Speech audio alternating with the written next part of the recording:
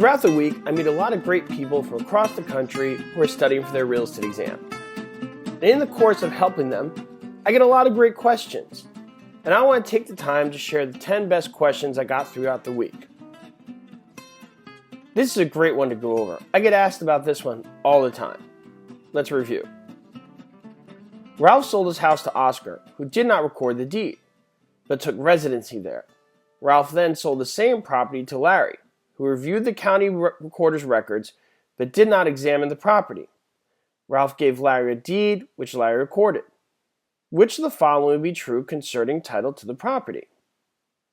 A. Larry has recourse against Oscar for failure to record. B. Larry now owns the property because he recorded his deed first. C. Larry and Oscar are co-owners of the property. D. Oscar maintains title. Let me give you 5 seconds to review this.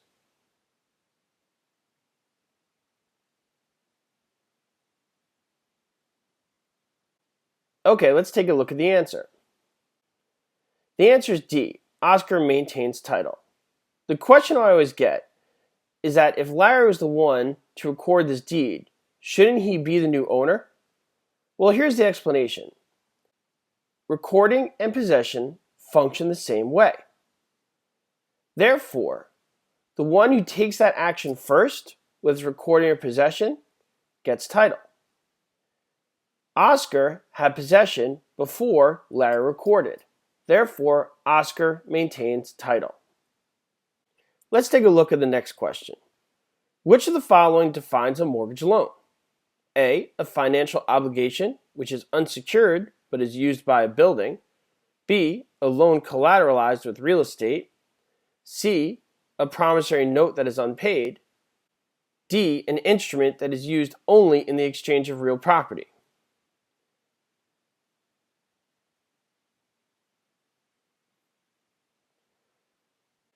The answer is B. A loan collateralized with real estate. If you looked at one of my other videos, you will know mortgage is actually Latin for death pledge. It's a pledge. You are pledging your real estate. When this comes up, I like to transition to talk about mortgagor and mortgagee. People often get confused because they talk about the OREE rule. OR is the giver, EE receives. So why is the mortgagor the borrower and the mortgagee the bank when the bank's giving money? Well, what you have to remember is the mortgagor is giving a pledge. OR and EE is a suffix. There's no exception to the rules. It's an English language. You just have to remember what is being given and what is being received. And with the OREE rule, the mortgagor is the borrower as they are giving a pledge, that promissory note. The mortgagee is the lender as they are receiving that property as the pledge. By law, which of the following must be included in a mortgage? A. A rescission clause. B. A legal description of the property. C. The amortization schedule. D. The signatures of the mortgagee, the mortgagor, and the maker of the instrument.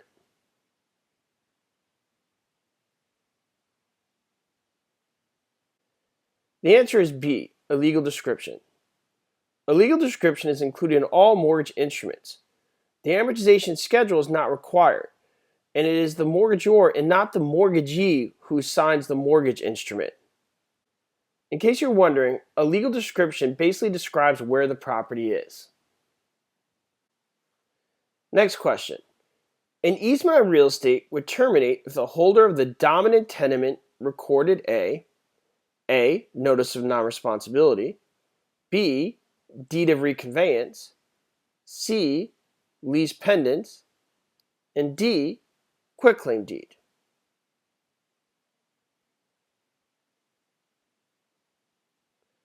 And the answer is D.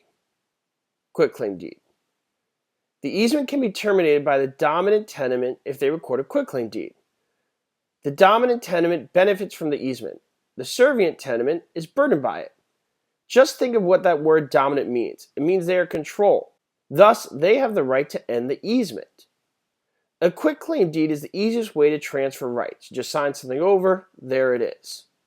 And a servient tenement can't terminate everything because they're the one being burdened by it. So if they could terminate it, they would do it at any time. It's the dominant tenement that has that right to do it. And the way they would do it is by signing a quitclaim deed. An actual agency relationship that arises by the actions of the parties rather than by expressed written agreement is called A. General agency, B. Special agency, C. Ostensible implied agency, or D. Universal agency.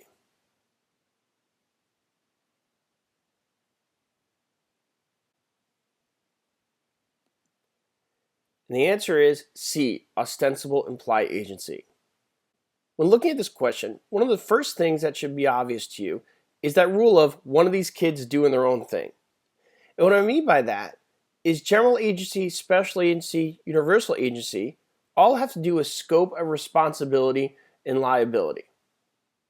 Ostensible implied agency does not have to do with that. That has to do with how an agency is formed, not with the level of responsibility once the agency was formed. Let's go over what each of these mean.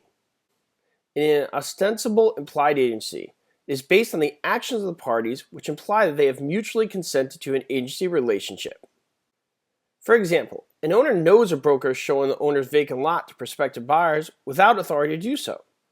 Unless the owner takes steps to stop such unauthorized showing, the law considers that third party to have cause to believe the broker is the owner's agent. In other words, the owner was fully aware of what the agent was doing and accepted their actions and did nothing to stop it, therefore an agency was formed. Let's look at the other three types of agencies. A universal agent is one who has been given full power to act on behalf of persons or business. A general agent is authorized by the principal to perform any and all acts associated with the ongoing operation of the job or business. A real estate licensee acting in the capacity of a property manager is a general agent to the owner. A special agent is one who has limited authority granted to him or her through a principal. The relationship with a principal is not expected to be continuous. The listing contract creates a special agency relationship with the seller. The authority is limited to the duties given during the listing contract, and the relationship ends when the terms of the contract has been fulfilled. Which of the following loans would be most likely to qualify for FHA insurance? A. A loan to buy a small business. B. A loan to buy farm equipment. C. A loan to purchase a farm. D. A loan to purchase 1 to 4 units of residential rental property.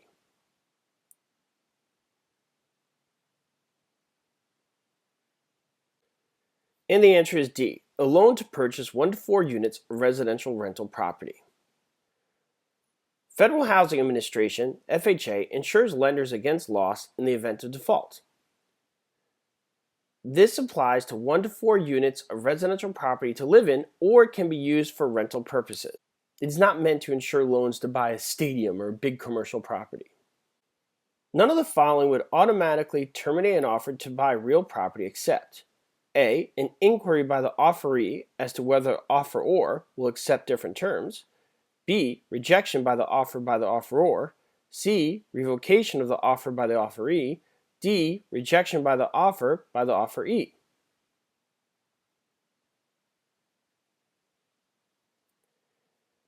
And the answer is D. Rejection of the offer by the offeree. Rejection of the offer by the offeree terminates an offer. Remember, the offeror is the one giving an offer. The offeree is the one receiving an offer. Therefore, the one who's receiving it has the right to reject it. Just remember that OREE rule. OR is give or EE receives. I get a lot of questions on this one. First thing people think is, ugh, I have to read. That sucks. I hate reading. But if you know what to look for, it's really easy. So let's go through it.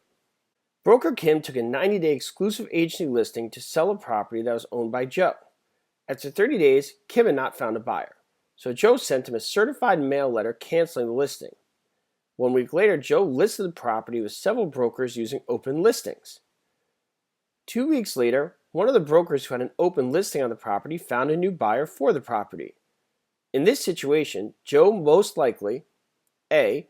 did not have the right to give open listing to other brokers, B.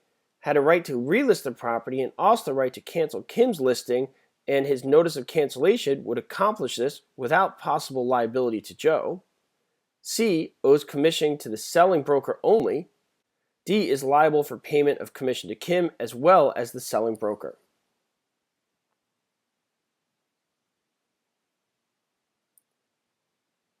And the answer is D. is liable for payment of commission to Kim as well as the selling broker. If two listings are signed and one is an exclusive listing, the seller may be liable for two commissions. You see, if it was all open listings, he would just owe the commission to the one who brought the buyer. But since one of them is exclusive listing, Kim gets paid. An agency relationship may be created by A. agreement, B. ratification, C. estoppel, or D. all of the above.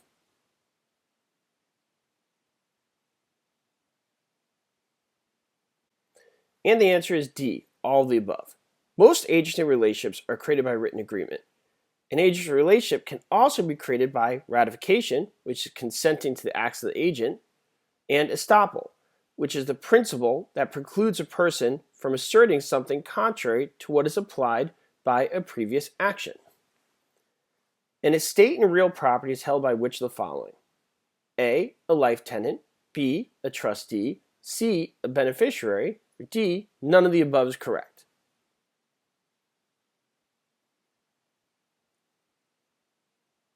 And the answer is A. a life tenant. A life tenant in legal terms is an estate in real property that ends at death when ownership of property may revert to the original owner or it may pass to another person. The owner of a life estate is called a life tenant. Let me make it simple. This is the only situation where somebody's living in a property.